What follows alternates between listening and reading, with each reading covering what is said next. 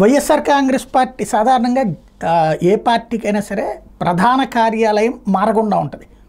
YSR Congress party అధికారంలోకి వచ్చాక ఈ పబ్లిక్కి సంబంధించిన సంక్షేమ పథకాలు అడ్మినిస్ట్రేషన్లో తన ముద్ర ఈ రూట్లో చూసుకున్నాడు, కానీ పార్టీని పట్టించుకోలేదు జగన్మోహన్ రెడ్డి.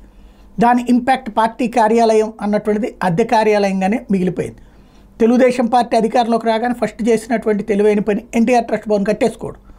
అలాగే జనసేన ఫస్ట్ ట్రిప్ చేయలేదు, రెండోసారి అధికారంలో రాకపోయినా సరే చకచక్క పార్టీ కార్యాలయం కట్టేసుకుంది. అప్పట్లో స్టార్ట్ చేసింది, తర్వాత పూర్తి చేసుకుంది. అది అంటే 2014-19లో స్టార్ట్ చేసుకున్నది, మధ్యలో పూర్తి చేసుకుంది. వైఎస్ఆర్ కాంగ్రెస్ పార్టీ అద్దెదే అయింది. ఇప్పుడు ఆ కార్యాలయం కూడా తీసేసి మొత్తం జగన్ ఇప్పటిదాకా ఉన్న పరిపాలన సాగించినటువంటి తన క్యాంపు కార్యాలయం కాస్త ఇప్పుడు పార్టీ కార్యాలయంగా మారింది. అది ఇవాల్టి నుంచి లైన్లోకి వచ్చింది.